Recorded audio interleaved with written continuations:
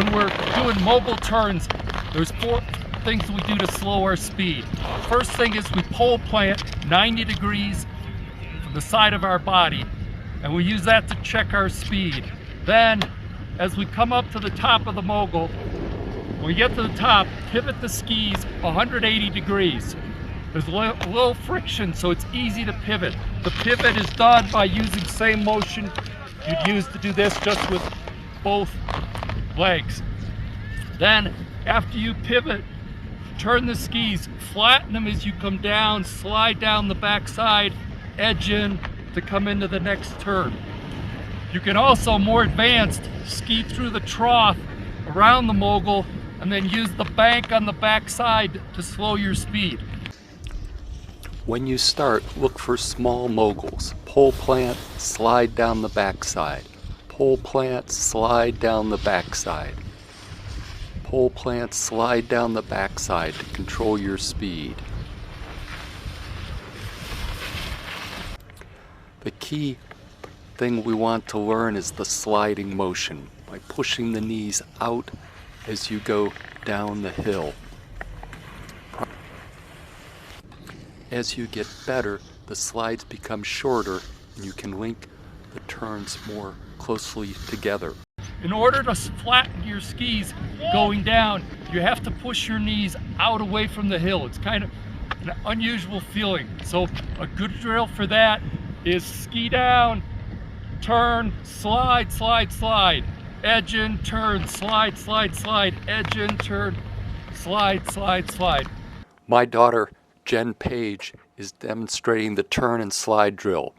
Note how she turns her skis perpendicular to the fall line and then pushes her knees out as she slides down.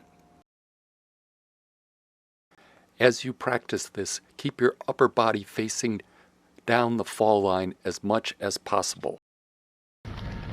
The sliding drill is a great drill for learning to flatten the skis and also for being able to ski in tight places. The idea is you get your skis parallel to the slope and push your knees out so you slide down. Pick a tree 50 yards down, slide straight to it. If you start going forward, that means your skis aren't quite flat enough. Then, to go the other direction, you just need to lean forward a little bit, and the skis kind of by themselves will come around, and then you can start sliding the other direction. Juana, day 2. In the helmet camera videos, pay particular attention to my skis and how I'm sliding down the backside. Pole plant, slide. Pole plant, slide. Pole plant, slide. If I get going too fast, I can even bring myself to almost a complete stop using the slide and then begin again. In this video, Rick Van Nostrand is primarily skiing around the moguls and using the face to slow his speed, while I am turning on the top of the moguls and sliding down the back side.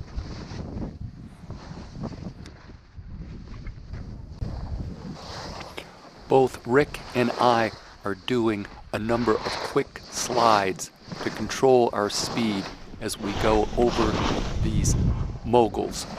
As we start getting to the steeper part of this double black diamond run at Vail, we start sliding more on the backsides. We want to keep our speed controlled and at the exact pace we want as we pole plant on the top, slide around the mogul. Pole plant on the top, slide down the mogul. Pole plant on the top, slide down the mogul.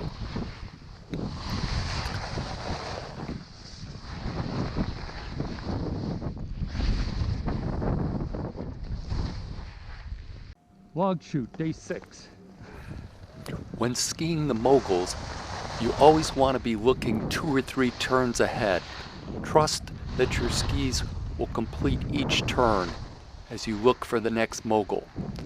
Also, notice in this video how I'm using the top of the moguls where there's very little friction to quickly rotate my skis in the other direction.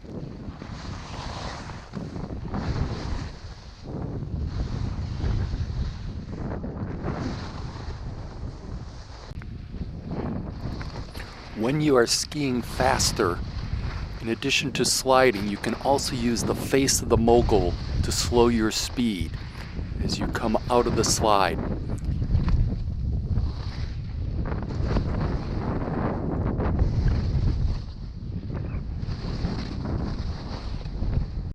So one of the key things we want to learn to do is to keep our upper body facing downhill and have just our lower body turned from side to side. A great way to practice it is to hold your poles and keep them parallel to the fall line of the slope as you ski down.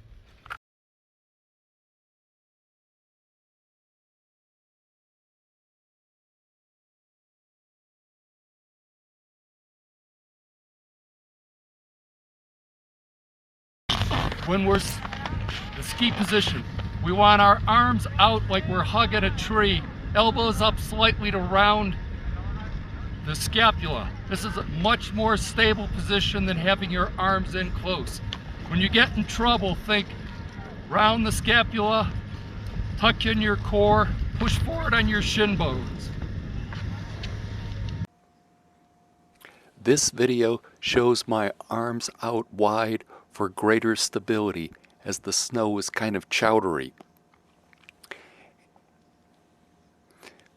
When the conditions are less challenging, the arms can relax and be a little bit closer into the body, but should still be reaching out for the pole plants to keep your body skiing downhill. A good mental image for the arm position is to imagine you are hugging a big tree, as I am here in this picture. Notice also with respect to the pole plants how I reach out with my wrist and touch down to time my next turn. Sensei and Shinebull. In order to maintain your forward orientation to the hill, after you pole plant, shift your arms forward as though you're shifting into third gear. How steep this is here. Altitudes. Day 6. Okay, Sensei. Looking good. I'm gonna finish the turns. Notice how the same sliding technique also worked well on a steep run at Jackson Hole. In powder skiing, keep the skis closer together and the weight close to 50-50. The knees are bent, but there is significantly less up and down motion than in groomed runs or in moguls. The turn is done by releasing the edges, and then as the skis move to the outside of the turn, extending the legs to push down on the skis and arc them so that they carve the turn. As you finish, you pull up on the toes to bring the skis around. As the skis come around in the powder, it is sometimes necessary to retract the legs and pull the feet towards the chest to unweight them and allow them to pass under the body before extending the legs to carve the next turn. This can be almost a bouncing feeling as the skis are extended while on one side of the body, retracted as they pass under the body, and then extended on the other side of the body.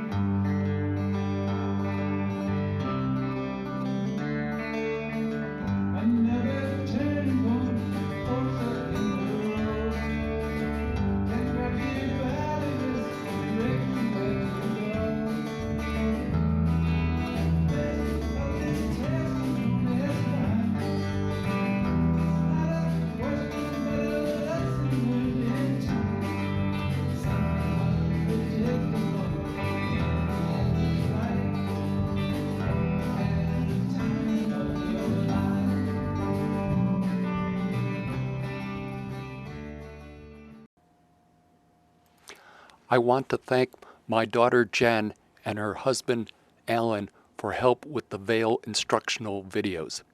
I also want to thank all of my instructors, but particularly Dan Rowley at Snowmass and Joe Greg Tiso at Jackson Hole. I hope this video helps you in your skiing.